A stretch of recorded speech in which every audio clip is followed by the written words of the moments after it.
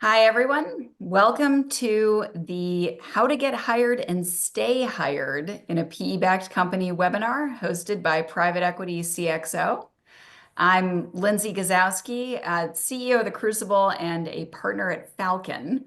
And I'll be moderating this discussion today. But I'm really excited to have a fantastic panel with us to discuss.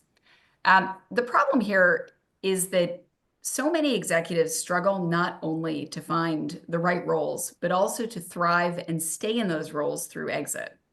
Knowing what private equity funds look for when hiring and evaluating executives, the must-have skills that executives need to thrive and avoid turnover, and common mistakes that those executives can avoid, really can help set leaders apart.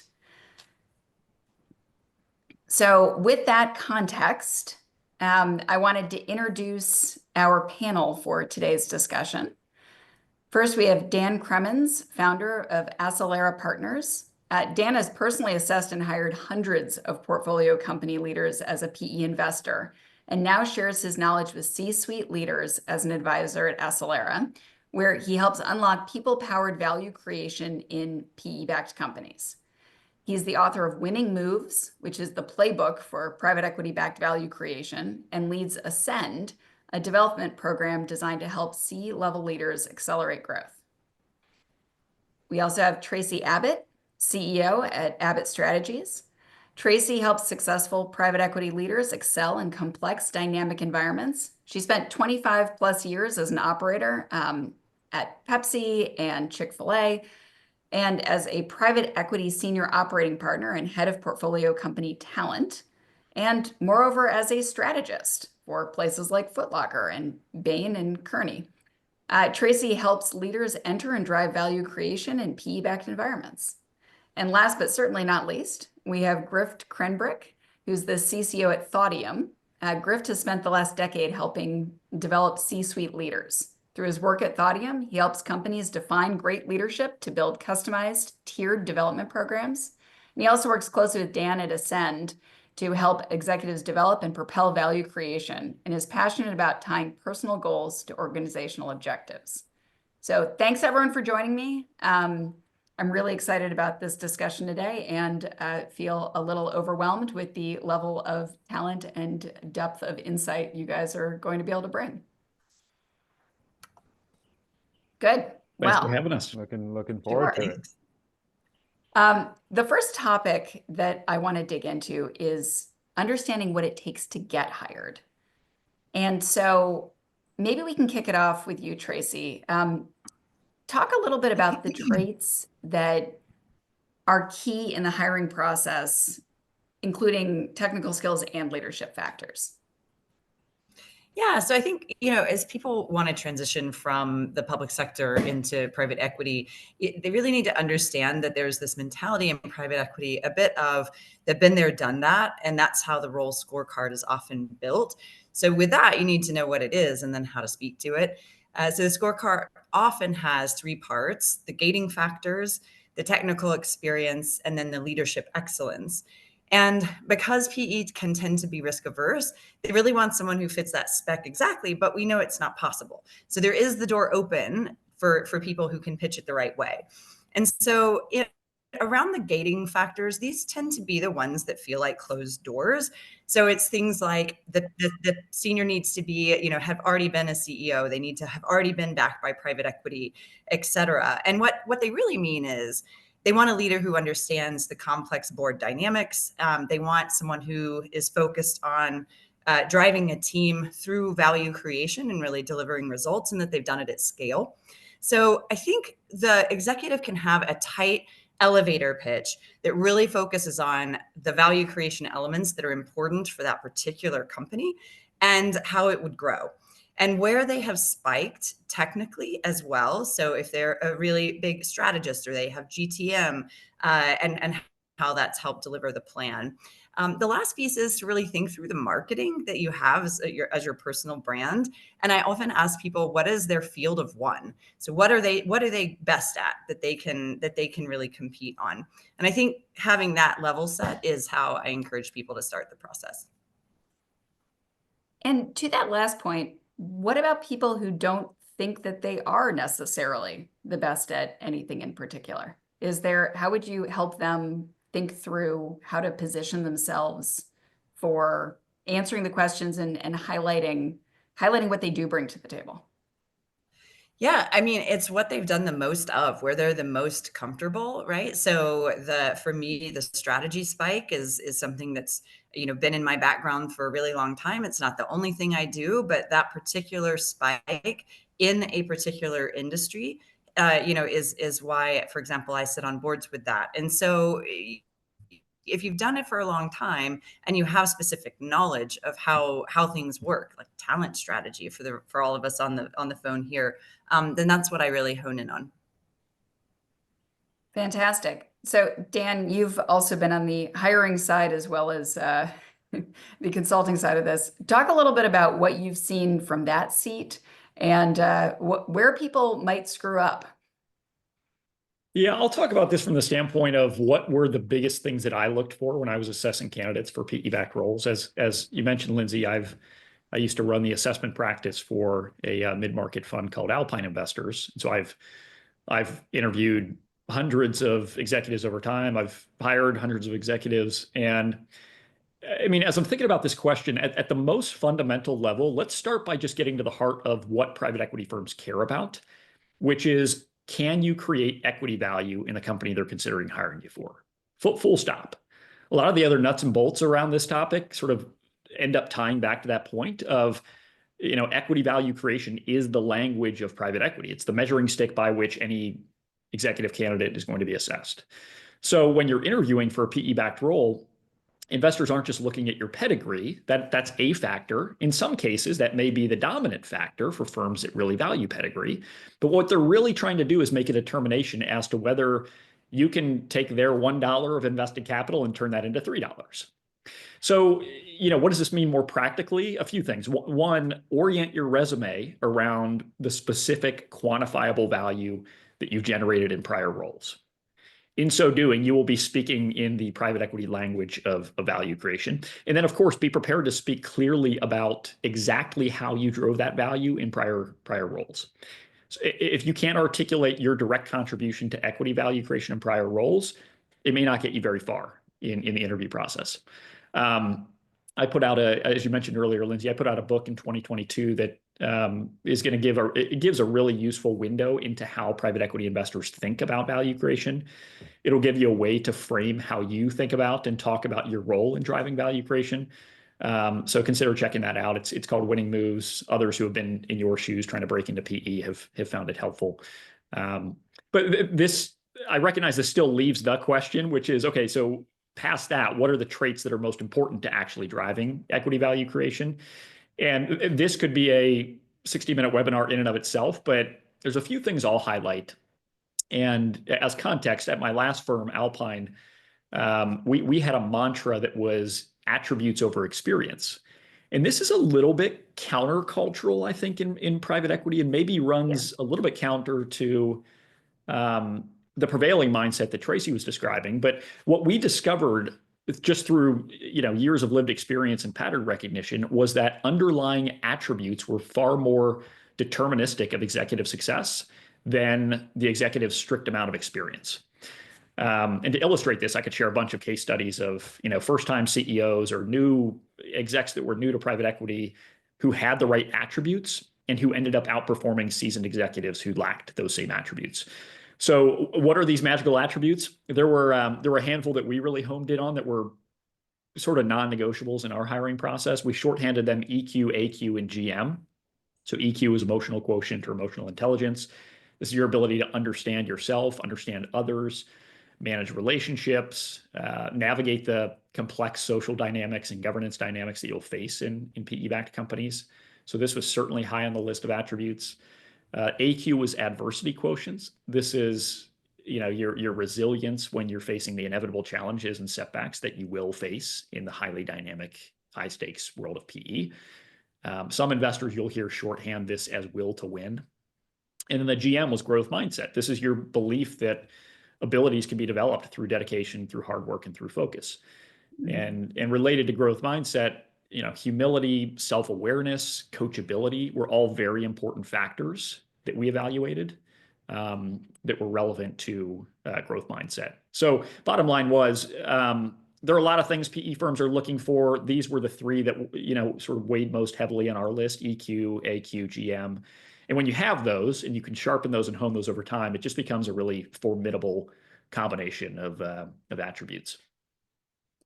And to your earlier point, the idea that it would be attributes over experience, a lot of funds do privilege that experience and want specific industry experience if you haven't had the PE experience, or want you to have had a title in a relevant field if you haven't been there, which is in some ways difficult because there are only so many people out there that have been private equity-backed CEOs and want to do it again and in a similarly sized business. But with that said, I think there are groups out there that are on the flip side looking for certain attributes that would help people. But regardless of the orientation of the fund, you get a place where in that interview, being able to both Tracy and Dan's points, emphasize what you can do to create that value and how you've done it in the past is probably the most critical aspect in sharing what you bring to the table and seeing if that's a fit.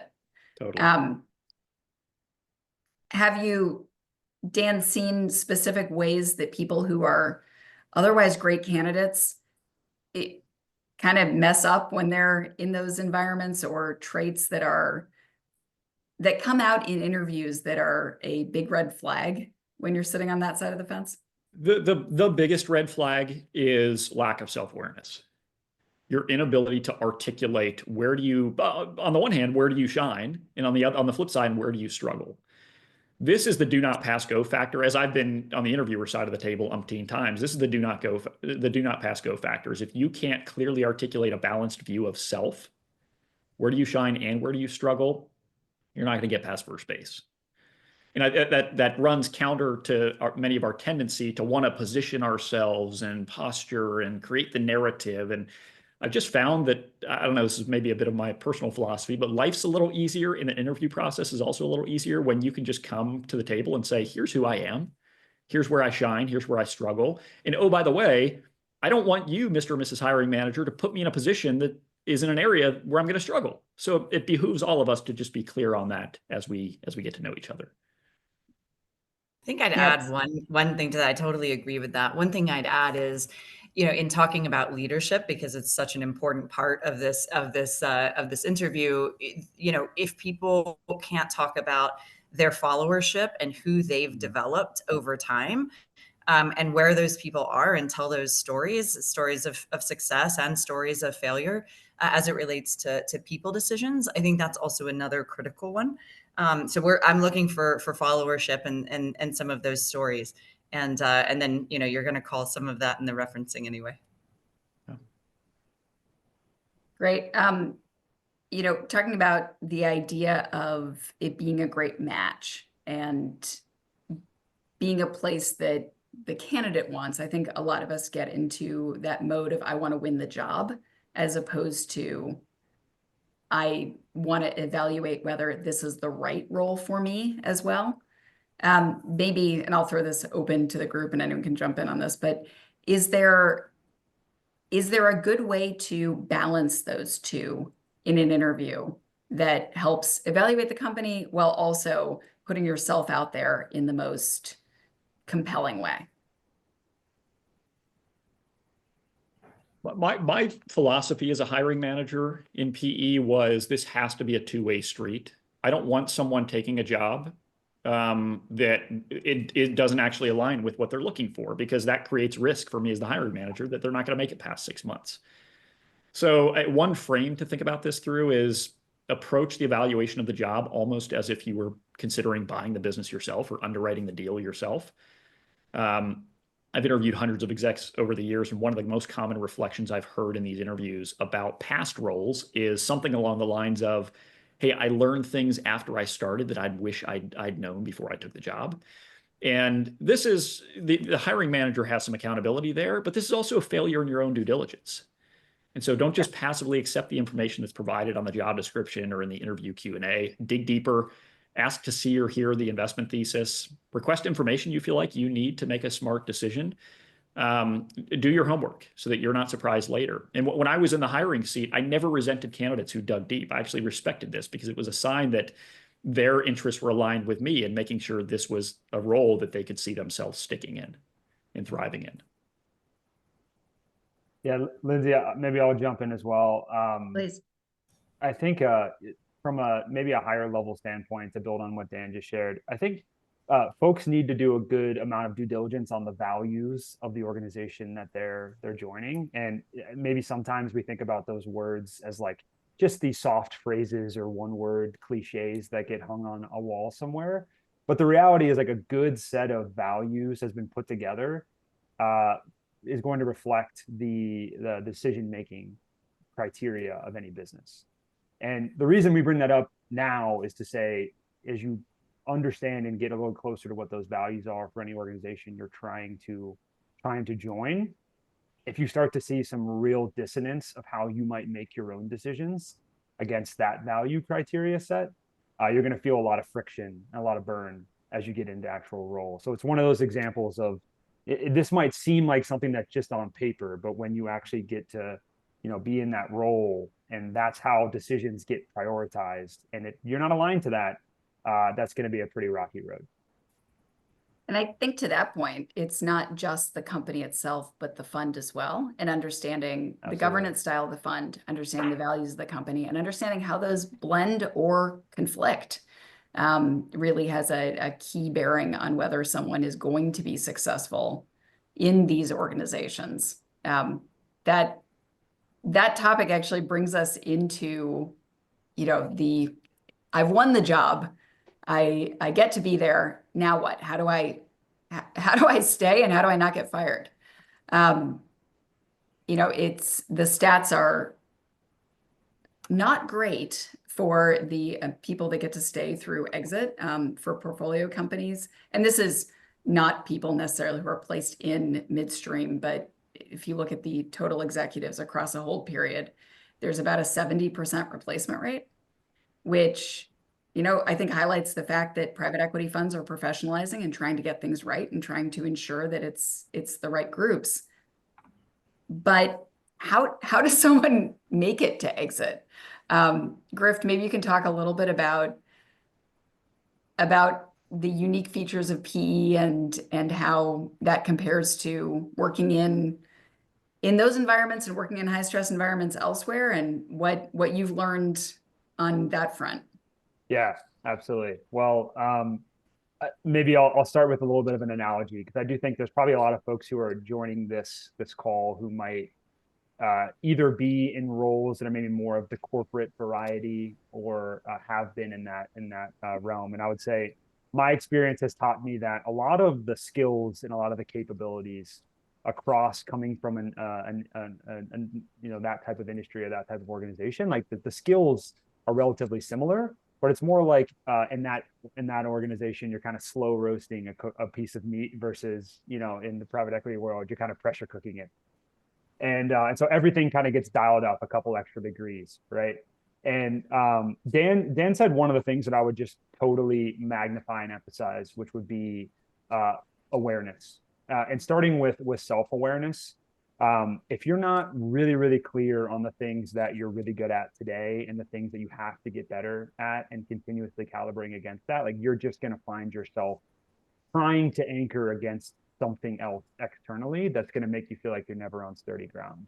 So find ways to get really clear on the things that you bring to the table in some of those areas that you're going to have to work and build within, and then find ways to build those. So find mentors, find your own board of directors. I know, Tracy, you're really big on that idea of finding your own board of directors that allows you to build in some of those areas. Self-awareness also is not just your ability to understand yourself. It's also to understand your impact on others. So one of the things that we tend to forget is it's not just about knowing what matters to me, but it's knowing that every time I go into a room, it's kind of like dropping a rock into a pond. There are ripple effects that happen, and we have to be aware of those. So what are the ways that we're actually affecting our team and building that, maybe that external awareness? So that's another skill that we can build that, again, is going to help you stay on and understanding how you're affecting your team, both in the positive sense as well as maybe the not so positive sense. The last level of awareness, I would say, is situational awareness, which is how often am I coming back and reading where my business is, and then making the right types of pivots, the right type of accelerations against the KPIs that we care about, looking at both leading and lagging indicators. The one thing that I would relate to situational awareness, for anyone on this call thinking about making this jump and staying hired, is you have to be able to paint the picture of the best, but plan for the worst. So you have to be able to get everyone in your organization so excited for where this business can go and the high lofty multiples that you're trying to generate. And at the same time, you have to be building contingency plans for the fact that a lot of things are going to break. Not everything is going to go the way you want it to go. Not everyone is going to be on board. And you have to be able to be demonstrating that contingency planning mindset alongside that inspiring followership along the way, to be able to meet the lofty expectations of the world of PE. Great. Tracy, I'd love to hear a little bit about, how you've seen people that have come into these environments manage the board, manage stakeholder expectations, understand that distinction, because to Griff's point about adaptability and making sure they're constantly evaluating these things, everyone in these environments is having shifting perceptions of what exactly is necessary to get things done across the hold period, because there might be things like, economic impacts from the outside, or new regulations, or, we all went through COVID. There are items that can create, distinct needs for adaptability, but there are also minor ones that happen over time.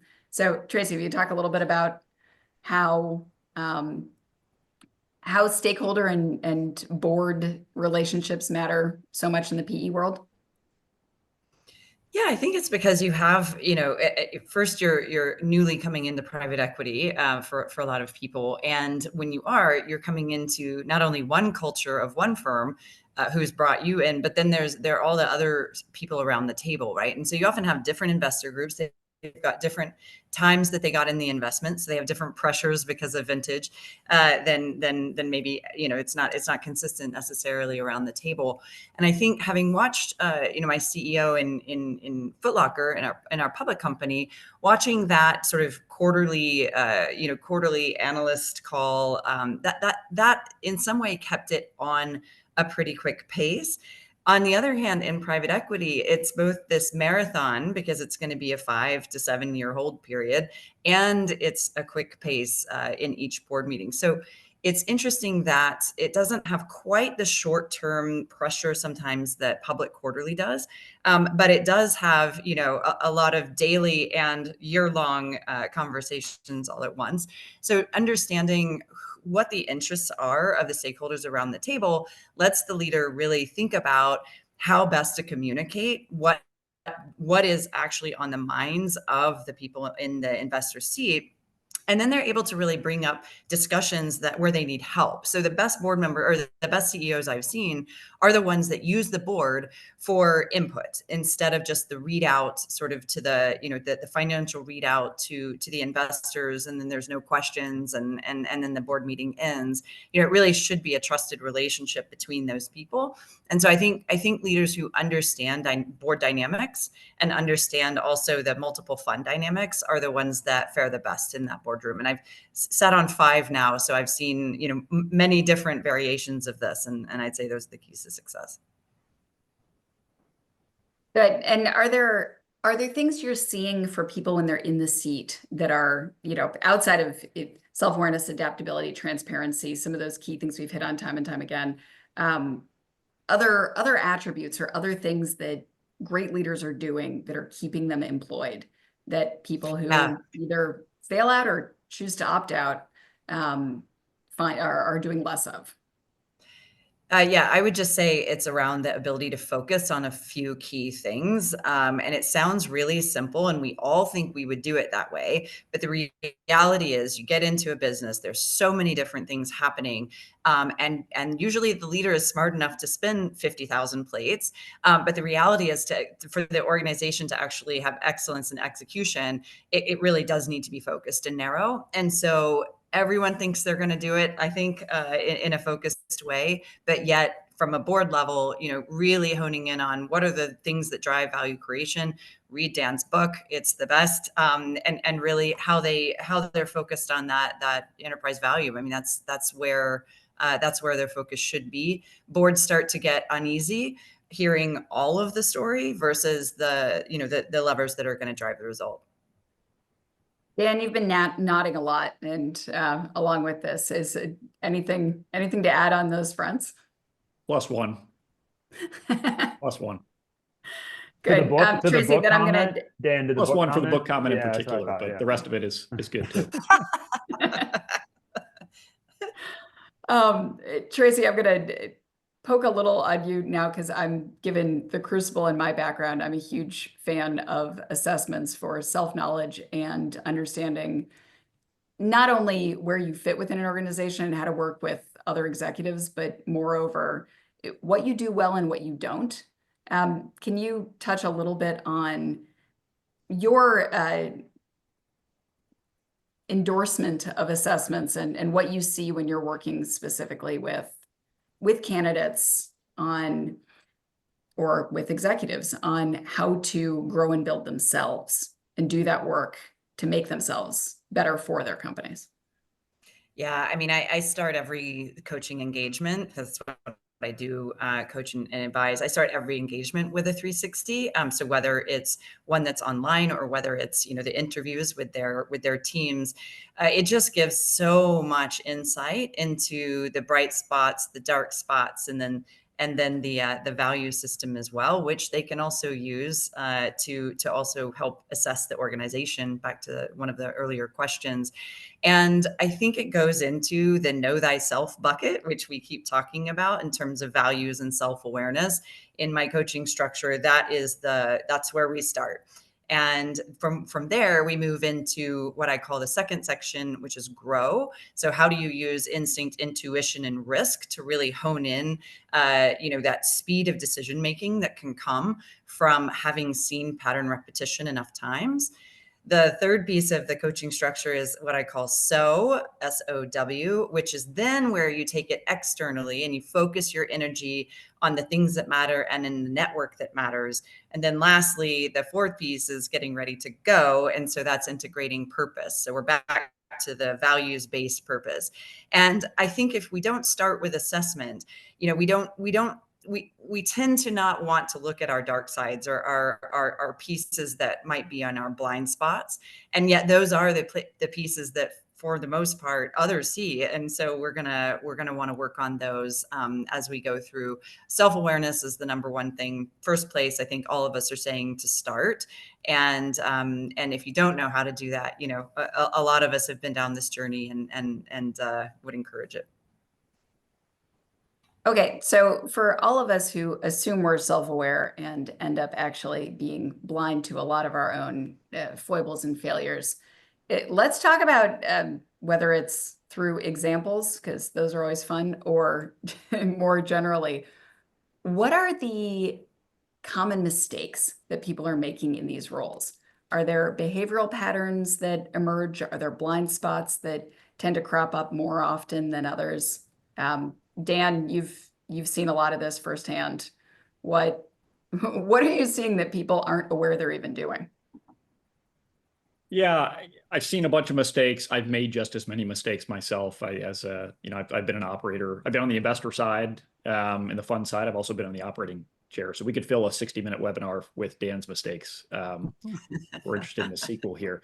There are definitely patterns I've seen as I look across all these data points. A few of the most common traps or derailers. The first is, and Tracy, you alluded to this earlier, but I'll go a layer deeper on this idea of like pretending to have all the answers and therefore under relying on the expertise that's around the table.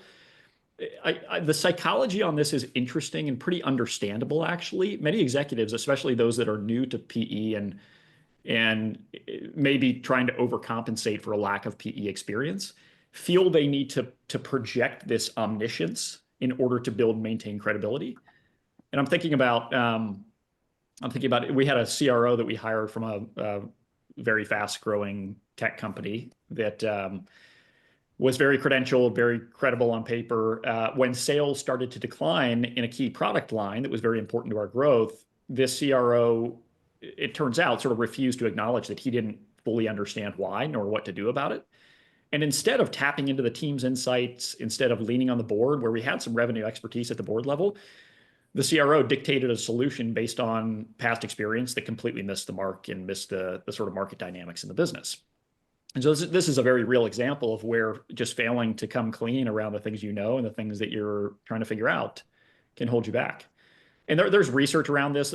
There's research, not to be the research guy here, but like humility is actually highly correlated with executive success, in part for this reason. So getting in the habit of saying things like, I don't know, but let's figure it out together, should be part of a PE leader's vocabulary.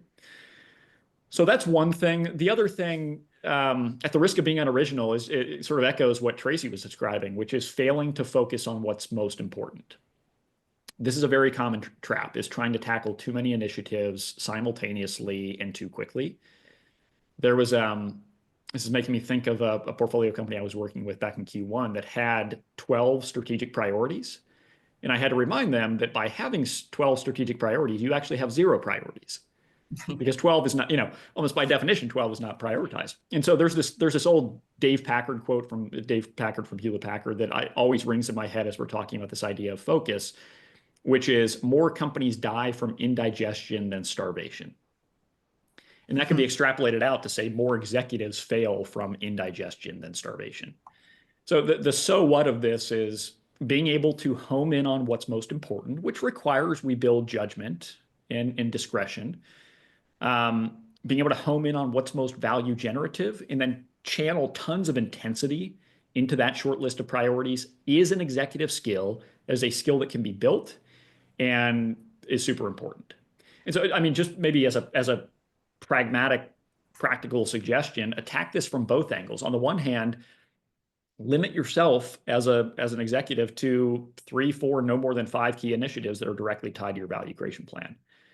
And then on the flip side, sort of attack it from the other side too, to say, create a formal stop doing list, both for yourself and for your team and your organization broadly, alongside of that priority list that will ensure that you are making conscious choices to say no to the things that are less value generative so that you can focus on and channel great intensity into the things that are most value generative. And then the one other one I'll just dangle out there, and then this is one that I'm sure we'll all have a lot of perspective on, is being too slow to address talent issues. This, as I've done sort of chronological structured interviews with executives over time, this is probably the most common mistake that executives cite, is failing to move quickly on talent decisions. So I'll pause on this one because I know that could open up a big discussion that we can choose to go there or not, but that's definitely on the top 5 list too. No, I'd love to go there. And it's not just executives being slow on making talent decisions, but the funds are also often slow on making talent decisions, which can create negative experiences for other executives and really poison some waters on those fronts. Sure. Well, and I think if I were just to maybe click into this one a bit, for new executives that are new to private equity, I think this tendency stems first and foremost from fear. Many of these unproductive habits tend to tie back to fear of one flavor or another at the root. But the reason why I say that is early in your tenure as a new PE-backed executive, where you're trying to sort of demonstrate and prove your seat at the table, oftentimes subconsciously, you don't want to be the one that makes the big mistake. And so therefore, we slow pedal important decisions, talent decisions and other decisions. I have a lot of examples of this we could talk about, but I guess the antidote to this is just build a simple formal talent evaluation process that you use to make clear, decisive choices and decisions around talent. And the basic thought, this, you don't have to overbake this. The basic thought process I use and I use with clients is, number one, get clear on your value creation priorities.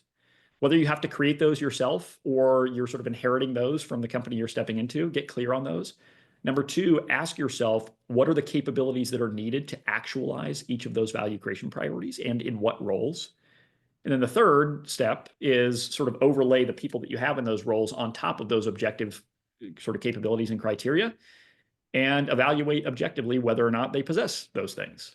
And so there are more nuanced ways of going about it, but if you just do that and then you sort of take action on what comes out the other side of that, that's a pretty good antidote to the risk factor here. And there's a lot at stake for it, right? I mean, we know that when you change management, in the first 2 years of a hold period, that you are really setting back by multiple years the success probability of that exit. And I often say, people are fast to hire, slow to fire, and it needs to be the other way around. When when you hear or you think in yourself, I really wonder if I should fire that person. I know, let's call a coach. I would say, please don't do that. Call the recruiter. By the time you're saying, should I fire them? The answer is not only yes, but you probably should have already done it. And so let's move on when you really are there, either as a board or as a management team member looking at your team, because you do know instinctively, I think, where the success is going to come from. I know, Tracy, I know this is a big part of your coaching sort of methodology and belief is sort of being able to tap into and pay attention to intuition and instinct. And for a lot of us, like I'm a former finance guy, for a lot of us left brainers, we get lost in the data analysis of the person. And yet, like you're at a certain stage of your career, your instinct gets pretty well honed on, is this person a fit or not? So both of those are valuable to pay attention to, but I think many of us under index on what is my gut telling me about this person's suitability or fitness to deliver the win in this area. Yeah, and I mean, I'm highly analytical as well, but we do all have that sort of instinct and intuition about situations and people as well. And so I think if you think about it as a muscle that you can build, so the more experiences that you have, the more at bats of seeing, for example, talent in interviews, it's one thing that really gives you that chance, and then also what risks you're willing to take on people and how those risks are turning out.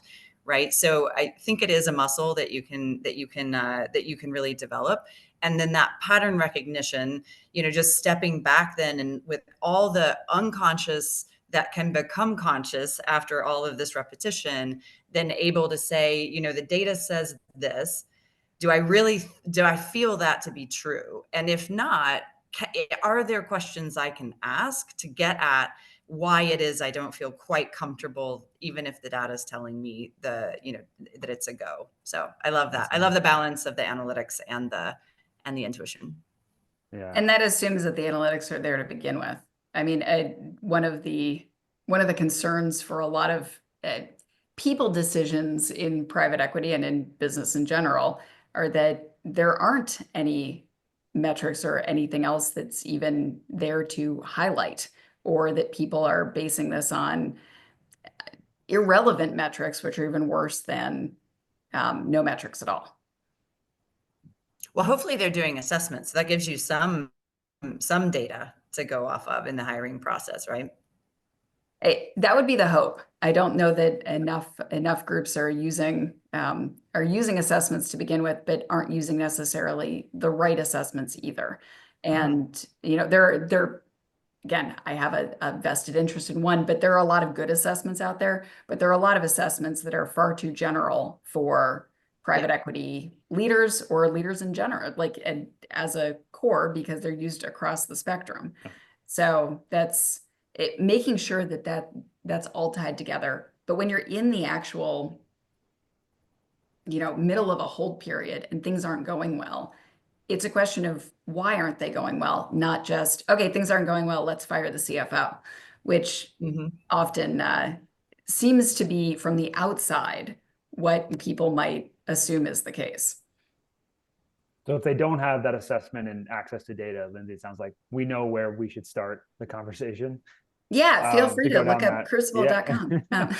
Well, and speaking also of non-left brained muscles that we should be building. Maybe the one other thing I would just add to all of this great stuff that Tracy and Dan have shared is when you're mapping out those capabilities for what you need to move forward, please do not forget those longer term transferable type of capabilities, the things like communication, the things like critical thinking, like some of these skills that they might seem soft on paper, but let's be real, hold periods are getting longer. The world and the pace of change continues to accelerate. Like what is the world will look like in 5 years is going to be radically different for so many businesses, for so many industries. And if we just focus those capabilities on what we need today with more of the technical variety of things, we're not going to set ourselves up very well to be able to get to that 5 year mark, probably with a radically looking different business, but with people who have those skills that can transfer across technical domain, if that makes sense. Well, and you're making me think too, Grift, of a sort of a meta skill that, against the backdrop you've described, is becoming more and more important nowadays, which is just adaptability. And I know that seems maybe a little, it's one of those things that we toss the word around a lot, and so it's sort of lost its meaning. But this is something that, as Grift and I were developing this Ascend program, this was one of the biggest sort of meta skills that we've focused on, which we think of this as sort of situational adaptive leadership as one of the core underpinnings of this program. And both of those words are important. The situational piece would say, when you're operating in a private equity environment, the world is nothing if not ever changing and complex. And so the first skill that a leader needs is the ability to sort of proverbially read the room and build situational intelligence, to know what is actually going on around me.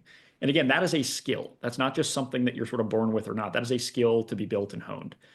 And the adaptive piece would come in on the heels of that and say, okay, once I'm aware of what's going on around me, how do I build the breadth and the range in my leadership toolkit in order to be able to meet the needs of the moment? And so I just put a premium on adaptability nowadays, more so than ever. And this is one of the things that I'm imagining some private equity hiring managers are going to be looking for. Is this a person that has shown an ability to thrive in a range of different situations and contexts? It's also something you can I love really that too. bake into these assessment tools, right? You want to be able to do more of what I might call like a 3-dimensional assessment route, which is putting people in these simulated environments that is pushing them to be either adaptable or show the lack thereof. And I think not only for folks as they take on that role and they become the person maybe overseeing those talent discussions, but even for folks going back to the beginning of our conversation, those are probably environments you should start to be prepared for, which is a lot of these assessments that PE funds are running with are going to put you in that pressure cooker simulated environment. And they really want to see how you handle adversity, how you respond to change, how you respond to tough situations and circumstances. So find ways to get reps at that even before you go into those environments, because it will be something you'll be facing probably ad nauseum trying to get a role in this space. Yeah, that's a great one. Yep. Yeah. And we're getting a number of really excellent questions in the Q&A, and feel free to submit anything else you're interested in us covering. One of the topics that came up was asking us to discuss the difference between adaptability and agility in private equity, and why that distinction may or may not matter. I'd be curious to get other folks' thoughts. I think of adaptability and agility as maybe concentric circles, like Venn diagrams. Like there's some overlap in what it means to me. That the broad definition of being able to respond to something is what you're after with adaptable and agile. I think agile in my mind is more short term. So how are we quickly responding to stimuli? How are we quickly making action to urgent asks? Adaptable, I think it has lenses of agile to it, but adaptable is we're building the capacity to be able to shift over time. So not even just maybe looking at specific moments, but how am I building the breadth of my ability to to be adaptable across situation, across industry, across scenario that I might face. So I think there's like a time component for the difference. But Dan, Tracy, I'd be curious to get your thoughts. Yeah, I think of adaptability as the ability to embrace change, and it's often to external factors. Whereas I think of agility being more internal and how quickly someone can change directions themselves. So I sort of see it as an external and internal differentiation.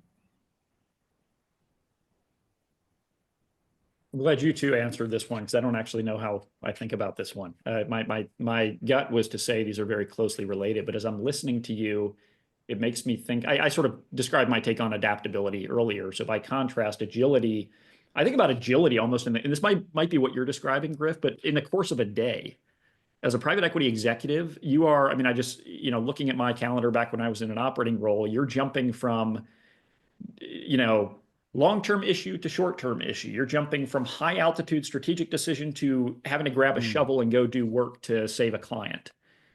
And that's agility to me, is being able to context switch in that way and not totally lose your marbles, which is an adjustment to me. I know others, lots of people on these calls have been in these high stress dynamic environments of different non-PE varieties. So this may not be new to others, but that was certainly a dynamic that I experienced in operating roles. Yep.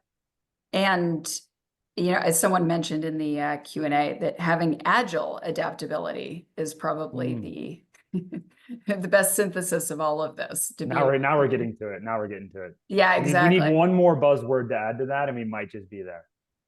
We'd have a book. So Throw awareness in there, and we've got a 3A structure. We just need to wrap a 3x3 around it, and we're good to go. So there are a number of questions that are coming in here about how you get in front of people for these opportunities, or how someone with a slightly less traditional background, or someone who's not coming out of the, very specific industry niche with the right titles, might highlight the fact that they do have all the skills necessary and that they're the right cultural and or interpersonal and or strategic fit for the job. How would you guys recommend someone put themselves out there, outside of having great keywords on LinkedIn and networking? Well, I'm probably the least probable person to have come into private equity, so maybe I'll tell that story. So a long career in consumer goods and retail, and then actually went to the front lines as a Chick-fil-A owner operator, and then from there private equity found me, and I began that journey 7.5 years ago. And it was because it was a specific skill set that was really relevant at the time, in particular to a lot of people's portfolios, and that was around four-wall margin. And if you've ever run a business like that, then that was a skill set that whether it was in the consumer space or whether healthcare space, it didn't really matter. It was something that I knew and had proven how to do. And so, believe it or not, that link, it is that transferable skill. So looking at what is, to Dan's point, what are the value creation levers, and how were my results? How could I talk about my results in a way that private equity was listening for? And so me in particular, I've just come in from the outside. So it's something I'm very passionate about, is outsiders coming into something that feels very insider sometimes. So it's something I'm happy to talk to folks about after the call too. As a fellow outsider making their way in, Tracy, maybe we'll leave the final comments to Dan for the pure insider. I would say, like, the three things that I, having talking to executives who have tried to make the leap, and maybe just extrapolating my own experience of what I think might be most valuable, I would boil it down to demonstrating three things, both in how you're structuring your resume as well as how you answer any questions and potential interviews and conversations. One is demonstrated ability to pivot. I think this is true in any business, but particularly in the high stakes, high urgency environment of private equity. Things are not going to go to plan. It's great to have a value creation plan, but value creation plan has plan on the end of it for a reason. It's not the way value actually gets created. That's in the performance and the actual execution. So how have you met adversity, and how have you demonstrated the ability to pivot effectively, read data, back to Tracy's point, leaned into your intuition and made the right call to change direction. The second, I would say, going back to one of the things Tracy also mentioned, so Tracy, maybe I'm just piling on what you shared already, is how have you built followership? The ability to be successful in these roles, you have to be able to get people on board and get everyone rowing in the same direction. If you cannot do that, it's just not going to happen. It's not going to happen. So how have you demonstrated your ability to build followership, and then to make sure all of those followers are now moving in that same coherent direction towards that North Star? And then the last, and this is maybe, again, I'll end with going back to self. How have you demonstrated the ability to shore up any areas of deficiency that you've had? How have you leaned into growing? How have you found a couple areas that might not have been your strengths, but you've made them into serviceable capabilities? Or how have you taken something that maybe was in the middle of the pack for you and you've really leaned into carving and honing that skill into something that you're really good at now? So I would say those three things: the ability to pivot, drive followership, and demonstrate that you are a growth-minded individual. And are there specific ways that people can feature these on, on their resumes? Or, I mean, I always recommend that people use key metrics and that they quantify just about everything, and that they have keywords that make sense for the industry / business / role they're looking for in all of that. More insights, you guys can check out the store on privateequitycxo.com. We have a resume guide there that's kind of fun.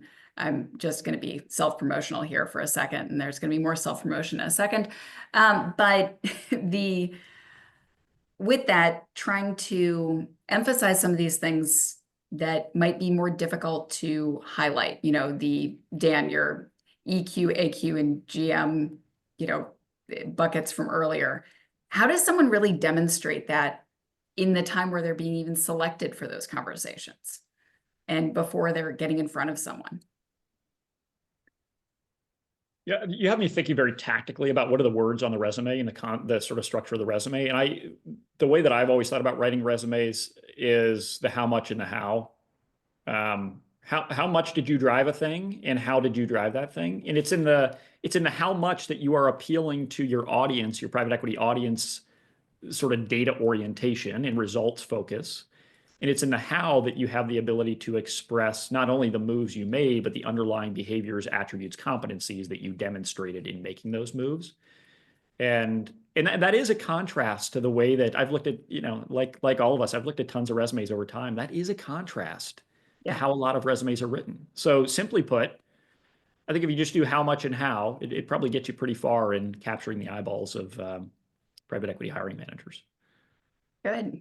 Okay, I think we probably have time for one more question here. And there are a number of questions about hold periods extending and chaos in the economy and hiring nervousness and all of that. I'll just touch on this from the recruiting side briefly. There are a lot of groups that still need great executives anytime there's chaos in the economy, or that there's, lower than hoped for multiples or items like that. Great leaders matter that much more. And so I'm going to throw this open to everyone as sort of general comments and closing remarks from you guys before I wrap this up. But given the current state of affairs in private equity, and again, some of this nervousness around where things are headed, what do you think will be that differentiating factor that makes someone an obvious fit for PE executive portfolio positions versus those that sort of manage to stay on? So Tracy, I'll start with you. Just go around the horn here. Yeah, I mean, they are longer periods, right? And so I think people who have seen various pieces of a hold and have seen what is the build, what is the stability, where do the different I think, parts of time come into play, where they've got experience not just in one, like a fast build and then a sell, is now we need to also think about the longevity, particularly around building teams and building leaders. So it really, private equity you used to think about it as just being such a fast churn, and it was M&A and it was arbitrage and it was all of that, right? But it's very different now. And so I'd like to see leaders who have worked in different size companies, who have worked through different cycles of business, because they're going to have all of that to deal with in the hold periods today. Fantastic. Grift, what do you have? Oh man, I gotta follow that up. I don't know if I have anything net new other than things we've already covered in this conversation. I think a lot of the key tenets would be what I would call back to. But if I were maybe to sing from one song sheet one more time, I would say the ability to demonstrate humility and growth mindset is going to be the differentiator. I mean, we're just the dynamics of this industry are night and day from what they have been. And folks who just rely, I know probably a lot of funds out there are looking for experience in uncertain times, but they're going to over time wake up to the fact that they need people who are situationally adaptive leaders, and they're going to be able to learn and recognize that their experience to this point is only going to get them so far, because the world in 5 years is going to look a heck of a lot different than what it looks like today. So I hate to beat the same drum one more time, but I would say situational adaptive leadership combined with humility is going to be the differentiator. Dan, any closing comments in I there? mean, the first thing comes to mind is if only there were a leadership development program that could help you build situational adaptive leadership. That'd be nice. The one thing that's jumping in my mind as I was listening to your question is back to I think this was Jim Collins in Good to Great or Built to Last, or one of those books that some people on this might have read. Talks about this concept of level 5 leadership, which is this sort of paradoxical blend of, on the one hand, humility, as you're emphasizing, Grift, which is sort of an acceptance of and an acknowledgement of the sometimes brutal realities we find ourselves in. And at the same time, this sort of unflinching will to win. And so that, like, to put that into words, it is to say, which many leaders are probably, level 5 leaders are probably saying a lot nowadays, the world is sort of sideways, and there are a lot of things we don't know how to do or solve yet, but we're going to dig in and we're going to figure it out and not stop until we do. Like, that's level 5 leadership in prose. And I just think there is, in this VUCA environment that we're living in right now, there's a premium on those that can bring that duality to the table. Fantastic. Well, on that note, I want to thank Tracy, Grift, and Dan for joining us today. Incredible insights, and we're getting a lot of very positive comments in the Q&A chat. Thank you guys as well. Tracy has some slides to share about her coaching and leadership development offerings that she can send out to people from this webinar. And feel free to check out the PECXO store, where there's a link to the Ascend program that Dan was mentioning, where it would be a great place to learn how to build situational adaptive leadership and really understand how to advance yourself as a leader. So thank you to everyone again. Thanks to participants, and thanks to people who asked great questions. We hope to see you back here for the next one. Thanks, Lindsay and PECXO, for making this happen. This was great. Learned a lot. Thanks.